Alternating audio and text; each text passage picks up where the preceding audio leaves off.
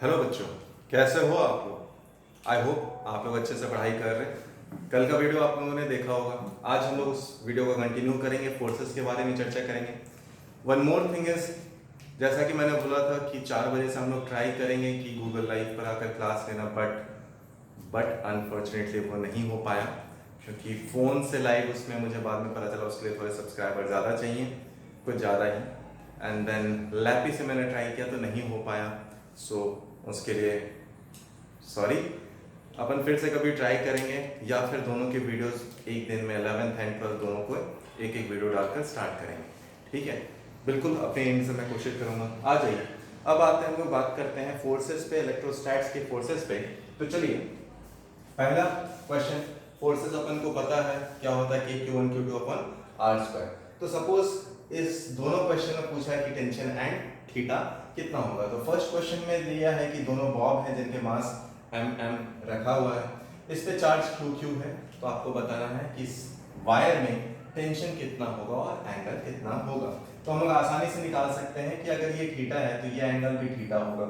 अगर ये L है तो इसका प्रोजेक्शन आप लोगे तो ये डिस्टेंस हो जाएगा L sin थीटा के बराबर, और ये डिस्टेंस हो जाता है L cos थीटा के बराबर। तो ये डिस्टेंस है L sin थीटा, और सिमिलरली यहाँ भी है L sin थीटा। तो टोटल डिस्टेंस दोनों के बीच में हो जाएगा 2L sin थीटा।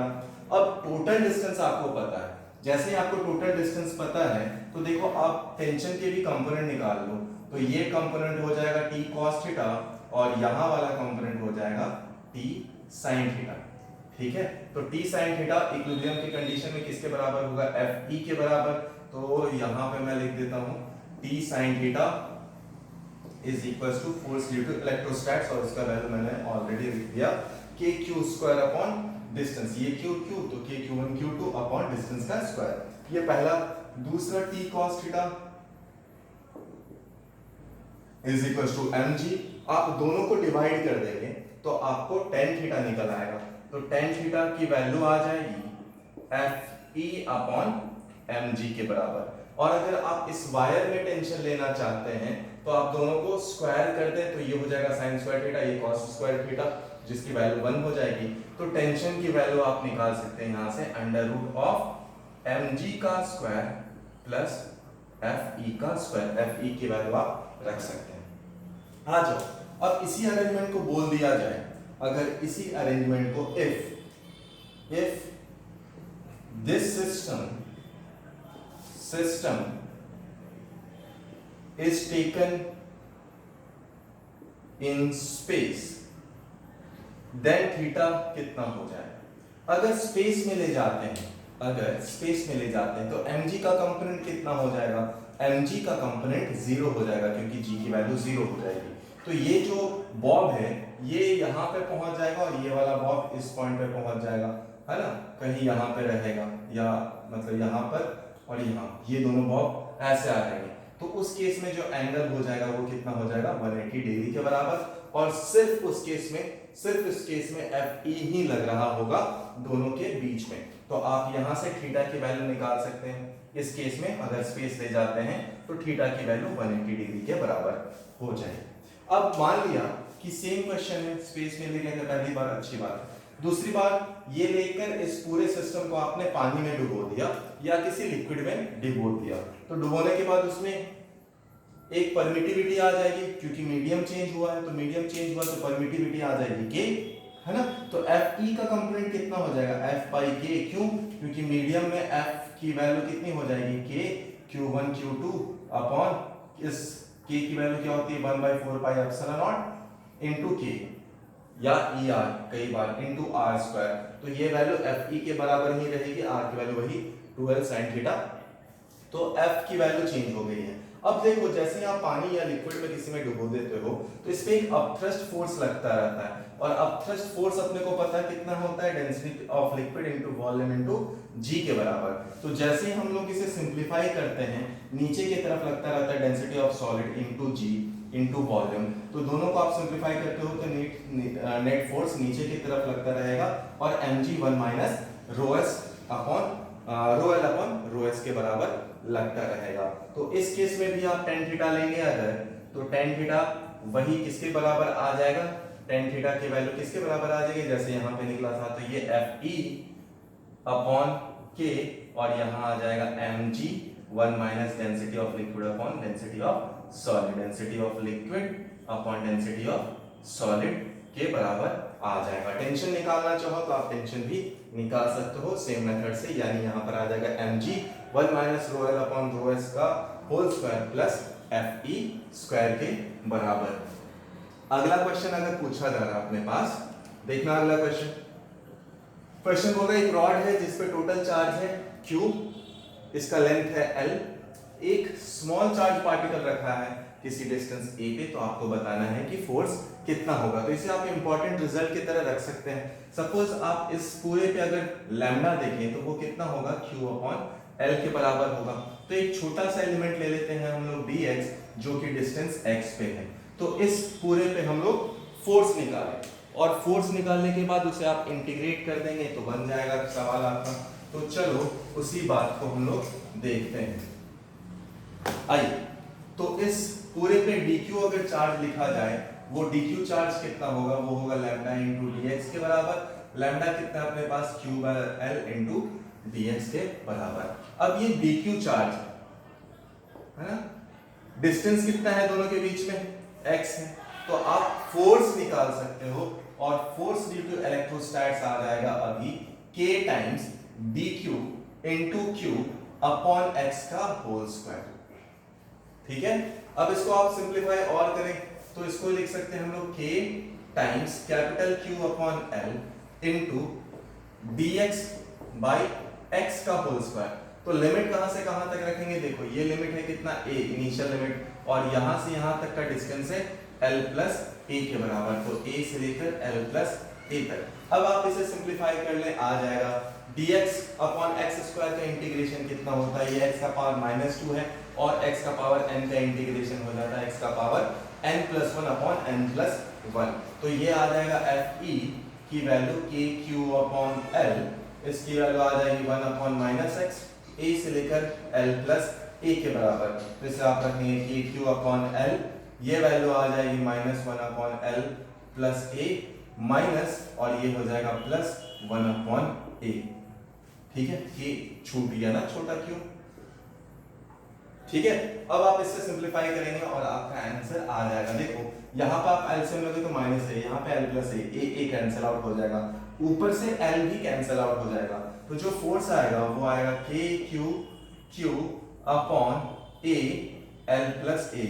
देखो आप इसे याद कैसे रख सकते हो, आप इसे याद कुछ इस टाइप से रख सकते हो। देखो ये भी लिमिट, इसका यूनिट देखें आप तो क्या है, मीटर और मीटर, तो अपने पास के क्यू अपॉन मीटर स्क्वायर होता है, तो वो हो गया। और ना, और ये वाला डिस्टेंस कितना है a, तो r1 की जगह आप r रख दो और r2 की जगह l प्लस a लिख दो, मतलब जो अपने पास r स्क्वायर है उसको r1 इंटू r2 रख दो, तो a into l plus a का स्क्वायर और दोनों का चार्ज लिख दो। तो आप उस एनालॉजी से इसे याद रख सकते हैं, क्योंकि कई बार अपन इतना टाइम नहीं ले सकते एग्जाम में, इसीलिए आपको अगर याद रखें तो बहुत अच्छी बात है, अगर नहीं याद रखें तो ऐसे क्वेश्चन को थोड़ा टाइम बाद सॉल्व करना। आते हैं अगले क्वेश्चन पे, जो अपना लास्ट क्वेश्चन है। ये इस क्वेश्चन में बोला है कि अगर पूरा का पूरा सिस्टम इक्विलिब्रियम में है, अगर पूरा का पूरा सिस्टम इक्विलिब्रियम में है, तो आप बताइए कि स्मॉल q की वैल्यू क्या होगी। अच्छा बताओ, स्मॉल q हमेशा किस में रहेगा, इक्विलिब्रियम में ही रहेगा, क्योंकि सभी के कारण नेट फोर्स इस पे 0 आएगा। तो इसीलिए आपसे पूछा है क्या, इक्विलिब्रियम ऑफ सिस्टम पूछा है आपसे। तो इक्विलिब्रियम ऑफ सिस्टम बहुत आसानी से आप देख सकते हैं। देखो मैं अगर नाम दे दूं तो सपोज ये 1 2 3 4 और ये 0, ठीक है। तो 1 2 के कारण फोर्स जो लग रहा होगा वो रिपल्सिव होगा, तो F बिटवीन 1 एंड 2। 1 4 के कारण जो फोर्स लग रहा होगा वो होगा F बिटवीन 1 एंड 4। तो इन दोनों का रिजल्टेंट एक इधर आएगा और उसकी वैल्यू हो जाएगी F 2 एंड 4, है ना। तो F 2 एंड 4 की वैल्यू कितनी होगी, this will be equal to F14 plus F12। और क्योंकि अपने को पता है सभी चार्जेस कैसे हैं, सेम है, तो मैं इसे √2 टाइम्स ऑफ F12 भी बोल सकता हूं। ठीक है, आ जाओ, F12 क्या है हम लोग निकाल सकते हैं ना, F12 is equal to K times capital Q square upon A square. चलिए अगर आप 1 और 3 के बीच में देखें, 1 और 3 के बीच में देखें तो इन दोनों के बीच में डिस्टेंस कितना है? ये है अपने पास a, ये है अपने पास a, तो ये डिस्टेंस कितना होगा? √2a होगा, है ना। तो अगर मैं F14 भी इस डायरेक्शन, सॉरी 13 भी इसी डायरेक्शन में होगा, ठीक है। F13 में लिख दूं 13 is equal to k times q square upon √2 upon, sorry ये है √2 का स्क्वायर, तो ये आ जाएगा 2a स्क्वायर आ जाएगा नीचे की तरफ। अब देखो अगर इसे इक्विलिब्रियम में रहना है तो नेट फोर्स इसका इस डायरेक्शन में, मतलब ये ऊपर की डायरेक्शन में होना चाहिए। इसका मतलब क्या है? इसका मतलब क्या है? F10 ऊपर की तरफ होना चाहिए। क्यों? जिसका मतलब ऊपर की तरफ होगा, अट्रैक्टिव फोर्स होगा, मतलब Q की वैल्यू कैसे हो? नेगेटिव होनी चाहिए। तो ये हम लोग एनालॉजी से इसको बता सकते हैं कि F जो स्मॉल q है अपने पास वो नेगेटिव होना चाहिए, सो दैट अट्रैक्टिव फोर्स हो। तो अब बस दोनों फोर्सेस को बैलेंस कर दो, कहानी खत्म हो जाएगा। यानी F10 is equal to F13 plus F124, है ना।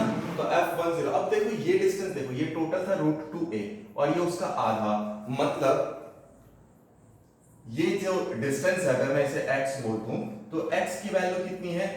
√2a डिवाइडेड बाय 2, मतलब a बाय √2 के बराबर, है ना।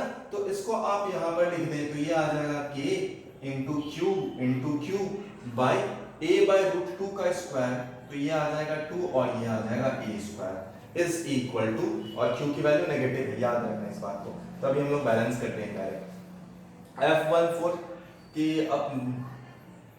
F24 की वैल्यू अपने पास कितनी है? 13 की लिख लेते हैं पहले, तो KQ square upon 2a square, ठीक है, प्लस ये आ जाएगा कितना? KQ square upon a square into √2, ठीक है।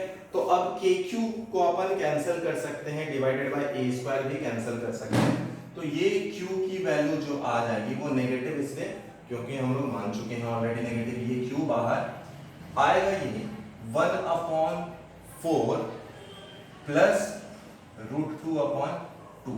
तो आप इसे एलसीएम ले लोगे तो यह आ जाएगा नीचे 4 और ऊपर आ जाएगा 2 प्लस √2, तो ये आपका फाइनल आंसर होगा। तो आप स्क्रीन को पॉज करके कॉपी कर लीजिए अच्छे से। चलिए बच्चों, 4 क्वेश्चन और सारे अच्छे क्वेश्चन हैं, तो आप ट्राई करना खुद। हम फोर्सेस से रिलेटेड जो भी क्वेश्चन होंगे वो इससे मिलते जुलते ही होंगे। अगली क्लास में हम लोग इलेक्ट्रोस्टैट्स के इलेक्ट्रिक फील्ड वाले पार्ट पे आएंगे, जिसमें बहुत सारे क्वेश्चंस और भी आएंगे। तो चलिए, इस क्वेश्चन में बोल रहा है 3 चीज हम लोग निकाल सकते हैं, है ना। क्या क्या? कि पहला बताओ कि इस वाले पे फोर्स कितना लगेगा, ठीक है। दूसरा बताओ कि इस पे टाइम पीरियड ऑफ ऑसिलेशन कितना होगा, टाइम पीरियड ऑफ ऑसिलेशन कितना होगा अगर ये सपोज -q चार्ज है।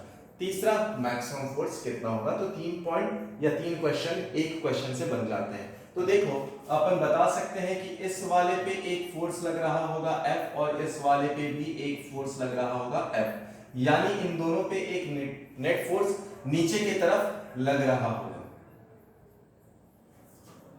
ठीक है। इन दोनों पे एक नेट फोर्स नीचे की तरफ लग रहा होगा। अगर ये एंगल थीटा है, ये एंगल थीटा है, तो हम लोग बता सकते हैं ये 90 माइनस थीटा मतलब F2F sin थीटा इधर लग रहा होगा। ऑलराइट, तो चलो ये डिस्टेंस देखते हैं पहले कि कितना होगा। तो ये डिस्टेंस अपने पास कितना है? देखो, ये L है, ये x है, तो ये डिस्टेंस आ जाएगा √L² प्लस x², इस फॉर्म में होगा, ठीक है। अगर आप sin थीटा को भी हटाना चाहें तो इसमें sin थीटा आप हटा सकते हैं। तो sin थीटा कितना हो जाएगा? चलो उसको पहले लिख लेते हैं हम लोग, यहां से सॉल्यूशन करके पहले का सॉल्यूशन, फर्स्ट सॉल्यूशन।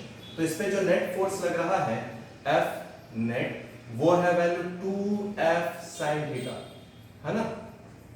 और F की वैल्यू कितनी है? F की वैल्यू है Q into small q 2 times K into capital Q into small q divided by separation between them is L² plus x² का अंडर रूट उसका स्क्वायर, और sine theta की जगह पे आप लिख सकते हैं कितना, साइन थीटा की जगह पे आप लिख सकते हैं x अपॉन इसका पावर हो गया 3/2, x upon under root of l square plus x square, तो उसकी वैल्यू आगे हो जाएगा ना, sine theta is x upon this, और ये already l square plus x square का पावर 1 था, तो आप 3/2 लिख सकते हैं, बिल्कुल ठीक। अब f नेट आ गया, तो देखो इससे हम लोग क्या क्या निकाल सकते हैं, है ना। f नेट आया तो पहला पार्ट तो कंप्लीट हो गया। दूसरा पार्ट, आप इससे अगर टाइम पीरियड आपसे पूछा जाए तो आप फोर्स को क्या लिख देंगे, मास इनटू एक्सेलरेशन लिख देंगे, है ना, मास इनटू एक्सेलरेशन लिख देंगे। तो यहां से x डबल डॉट कितना आ जाएगा, ये आ जाएगा 2k capital Q small q upon m l square plus x square का पावर 3/2 इनटू x। अब ये पूरे सिस्टम को किसके जैसा है, कल भी एक ऐसा क्वेश्चन बताया था कि x डबल डॉट किसके जैसा है, ओमेगा स्क्वायर x के जैसा है, तो ओमेगा यहां से निकल जाएगा, ओमेगा निकल गया कितना, ओमेगा आ गया अपने पास 2k capital Q small q m l square plus x square का पावर 3/2 का अंडर रूट, है ना। अगर ओमेगा आया तो time period 2 pi by omega आ जाएगा, ठीक है। तो टाइम पीरियड अपने पास आ जाएगा 2 पाई बाई ओमेगा, वो तो निकल गया। अब इस पे मैक्सिमम फोर्स कितने पे है, अगर वो निकालना है तो इस पार्ट को मैं रब कर देता हूं सो दैट यहां पे हम लोग कर ले, मैक्सिमम फोर्स कितने डिस्टेंस पे होगा, तो F मैक्सिमम आप निकाल सकते हैं, कैसे निकाल सकते हैं सर, अपने पास F नेट था ना, तो dF अपॉन dx कर दो, dF अपॉन dx कर दो, तो देखो कैसे, ये 2kq ये तो कांस्टेंट ही पार्ट है ना, तो नीचे में क्या आ जाएगा, l square plus x square का पावर 3 आ जाएगा, क्योंकि स्क्वायर होता है u बाई v के रूट से, अगर आप डिफरेंशिएट करें, यहां पर आ जाएगा x का डिफरेंशिएशन आ जाएगा 1, और ये आ जाएगा l square plus x square का पावर 3/2 माइनस, अब यहां आ जाएगा x, और इसका डिफरेंशिएट करते हैं u dot u by v का डिफरेंशिएशन आपको याद होना चाहिए v square v u dot minus u v dash, है ना। तो इसको अगर आप डिफरेंशिएट करेंगे तो ये आ जाएगा 3/2 l square plus x square का पावर 3/2 माइनस 1 यानी 1/2, ऑलराइट, और इसको डिफरेंशिएट करोगे तो ये आ जाएगा 2x आ जाएगा, 2 कट गया, यहां से अंडर रूट वाला पार्ट भी चला जाएगा, तो जब आप इसको इक्वल टू 0 करेंगे मैक्सिमा मिनिमा के लिए, इसको equal to df upon dx को हम लोग बराबर 0 करते हैं, तो जब आप उसे 0 के बराबर कर दो तो ये पार्ट तो 0 हो जाएगा, है ना। कॉमन लेकर निकाल सकते हो आप l square plus x square का पावर 1/2, उसको कॉमन ले लो, यहां पे आ जाएगा l square plus x square, और माइनस में 3x स्क्वायर आ जाएगा, ठीक है, ठीक है। फिर से थोड़ा सा आपको और अच्छे से समझा देता हूं, ये u बाई v रूल हटाकर देखो क्या किया हम लोगों ने, आंसर आ गया है, यहां से आंसर आप कितना आ गया सर, इसको भी आप इक्वल टू 0 कर देंगे तो आ जाएगा l square minus 2x square is equal to 0, यानी x की वैल्यू आ जाएगी l by under root 2 plus minus maximum और मिनिमम आकर होगा।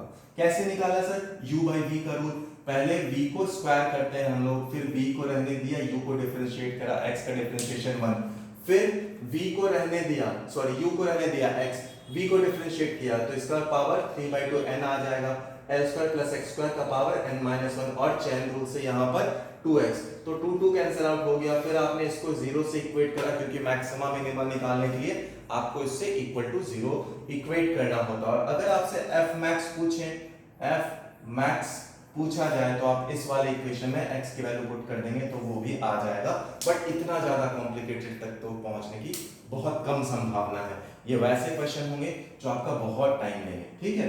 आते हैं सेकंड वाले क्वेश्चन पे, इस वाले क्वेश्चन पे, तो इसे आपने आई होप कॉपी कर लिया, मैंने इस पार्ट को हटा दे रहा हूं फिर से, सो दैट यहां सॉल्व कर लिया जाए। आज रुक जाओ, देखो Q 3Q है ना, और ये है L, ठीक। तो आपसे पूछा गया है कि इक्विलिब्रियम कहां से आएगा, फ्रॉम Q, तो मान लो किसी इस पॉइंट पे इक्विलिब्रियम चेक करने के लिए आपने एक यूनिट चार्ज या Q0 का चार्ज रखा किसी डिस्टेंस x से, तो अगर इसे आपने x से रखा है तो ये डिस्टेंस कितना हो जाएगा, L माइनस x, तो जैसे ही इक्विलिब्रियम का सवाल आए, देखो अगर दोनों पॉजिटिव हैं तो इक्विलिब्रियम पॉइंट अंदर होगा, अगर एक नेगेटिव होता तो इस साइड होता। क्यों? क्योंकि इस वाले चार्ज पार्टिकल पे देखो, यहाँ पे जो चार्ज पार्टिकल है उस पे इसके कारण फोर्स इस डायरेक्शन में लगेगा, इसके कारण इस डायरेक्शन में होगा, तभी कैंसिल आउट होगा। whereas अगर आप नेगेटिव रखेंगे तो इस साइड या फिर इस साइड आएगा। तो चलो प्रेजेंट सवाल पे आते हैं। अब दोनों का फोर्स बैलेंस कर दो, आपका आंसर x की वैल्यू जो पूछा गया है वो आ जाएगा। तो आप फोर्स को बैलेंस कर देते हैं हम लोग, k times capital Q Q not upon x square is equal to k Q not 3Q divided by L minus x का होल स्क्वायर। तो यहाँ पर अगर आप देखो कैंसिल आउट होने वाले पार्ट ये गया है ना।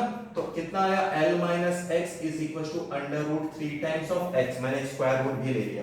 अब आप यहां से x की वैल्यू निकालेंगे तो वो आ जाएगा L1 प्लस रूट 3, वो इतना डिस्टेंस। अगर आपसे यहां से पूछा जाता तो आप L माइनस एक्स कर देते। चलो अब आते थर्ड सवाल पे, ठीक है। थर्ड सवाल पे आते हैं लोग।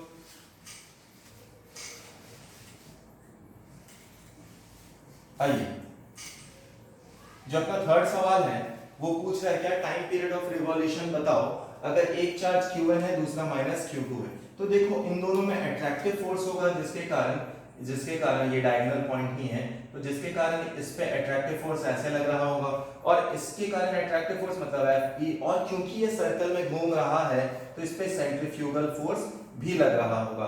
तो आप दोनों फोर्स को बैलेंस करेंगे, आपका आंसर आ जाएगा। तो सपोज ये v वेलोसिटी से मूव कर रहा है, तो आप कितना लिखेंगे इसको, Fe is equal to Fc electrostatic का फोर्स और सेंट्रीफ्यूगल फोर्स। तो Fe की वैल्यू आप कितना लिख सकते हैं, k times q1 into q2 upon 2r का whole square is equal to, चाहे तो आप इसको ओमेगा से भी इक्वेट कर सकते हैं। तो अगर सेंट्रीफ्यूगल फोर्स को मैं m ओमेगा स्क्वायर r लिखूं तो आप वहां से भी निकाल सकते हैं।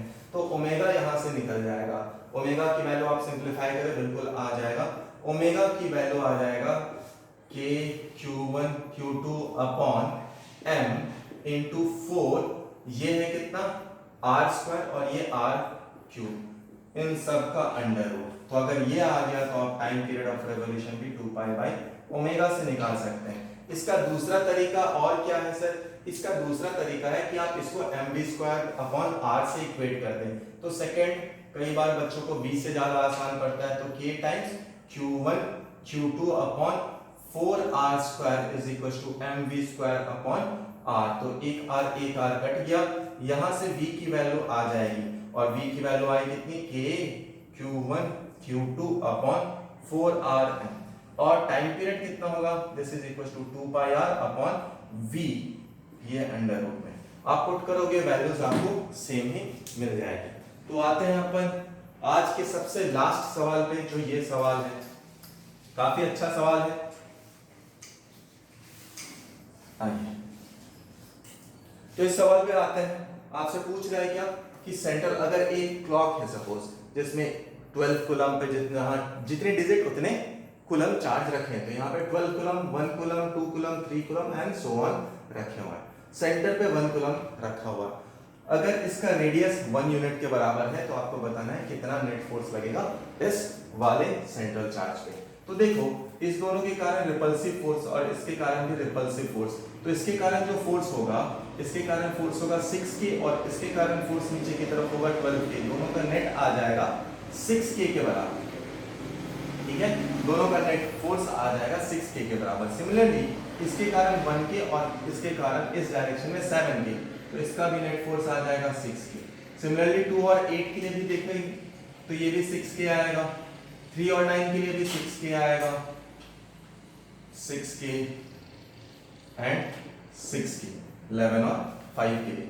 अगर आप एंगल्स देखें तो ये एंगल होगा 30 डिग्री के बराबर और ये एंगल होगा 60 डिग्री के बराबर। ठीक है, दोनों एंगल अपने को ये भी पता है। कैसे सर, एक पूरा सर्कल है तो 360 डिवाइडेड बाय 12 तो 30 डिग्री का ईच डिवीजन होता है।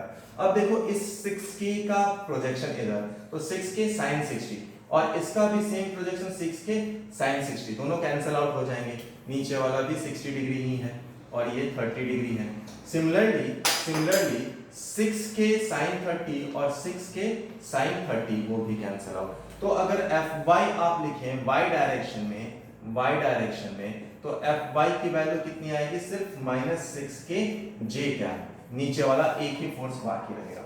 अगर आप Fx लिखते हैं इन x डायरेक्शन में तो देखें x डायरेक्शन में कितना है, एक तो 6k ये है Fx, तो एक है 6k, दूसरा 6k cos 30 और 6k cos 30, तो आप उस पे भी निकाल सकते हैं। तो 2 times of 6k cos 30 plus similarly इसका भी 6k cos 60, 6k cos 60, तो plus 2 times of 6k cos 60। अब आप fx और fy को सिंप्लीफाई कर सकते हैं और अगर नेट फोर्स आपको निकालना हो तो आप under root of fx square plus fy square बना सकते हैं, ऑल्दो सिर्फ प्रोजेक्शन के रूप में ही पूछा जाता है। तो यही होगा आपका आंसर।